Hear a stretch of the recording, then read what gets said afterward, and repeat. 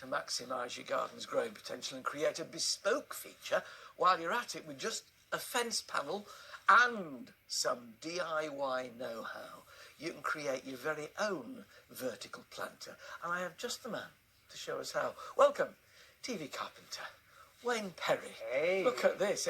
Back to basics. Now we get the sort of we get the before rather than the after. Absolutely. As you said before, I just want to be able to teach people how to create vertical planters so you can utilise that fence panel, but make sure you're doing it structurally safe. So you don't hang on to these which are not strong enough. No, these are just the thin bits. These are thin bits. So what you need to do is get the vertical posts. So what we see, it's a 6 foot long post, but there's a third of it in the ground, which gives it its strength. Yeah. So there's 2 foot of that in the ground. So we know that if we attach to the vertical bits, you're safe. You're safe. Yeah. Worst case scenario, not worst case scenario, but if you've got a concrete post, there's a lot of concrete posts, you can go into this bit here.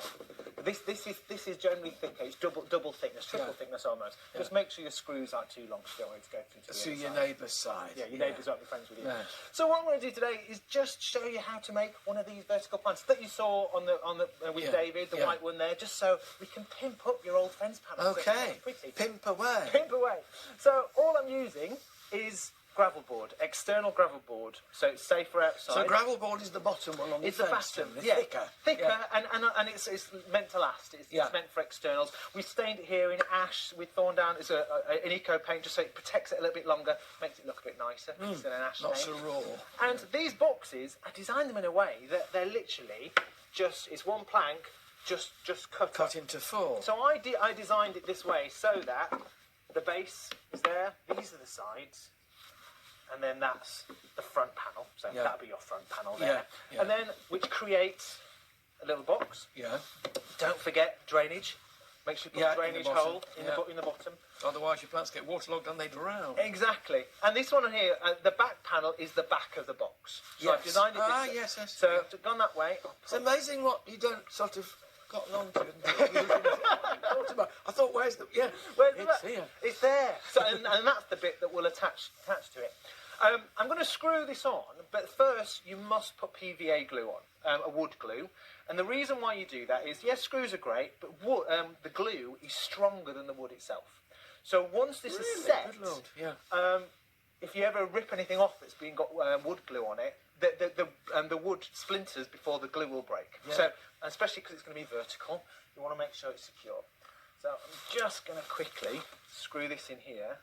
My fingers have gone numb.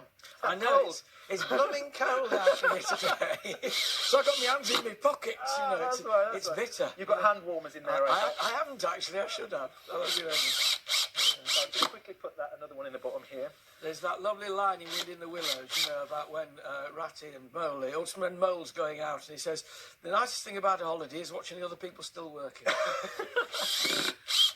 Right, so we've got that there. Yeah. And then we'll transfer this onto here. Top tip, can you see there's gaps in between each one? This is like when you're doing tiles, isn't it? Yeah, so it's called a shadow gap. So one, it gives you a bit of a design feature. Yeah. But also wood through the season that expands and contracts with moisture. So that allows it to do without buckling. Allows it to do it without buckling. So if you keep hold of that for me, so it's not going to go anywhere. I'll just screw this side in. And again, we're going into the vertical post, like before. I won't do that side. This is so straightforward, isn't it? So simple. But also, it gives it that design. But also, I've made sure all of these are in line. Just again, if it's all over the place, it looks a mess. Yeah. This is just me being pedantic. No, it's not. But it makes you're talking to a man here who, when he's reusing screws with, slot screws, I have to get them all lined up. If they're on a door handle, or they want to go, or not. And it's little things like that make all the difference. Yeah, so just putting a little bit of a shadow gap makes the difference. You notice this one? With no bottom in it. So as you were saying earlier with David, I love the idea of putting your herbs and stuff in there. So if you design it and measure it so that it can fit one of these, it can drop. Perfect. And that goes back to our thing of changing the scheme for spring, summer, autumn and winter. If you have these, and you can have it ready, planted up, and if you want to get it going ahead in your porch or something like that and get it established, you can have it in your porch. bring it out, pull it out there. No, it starts looking a bit mingy again. You can swap it for it another over. good one. Exactly. Yeah, And yeah. also, this is another version. This is called now, just a minute. split batten. It's called what? It's called a split batten, or if you want to be posh, a French cleat. A French cleat.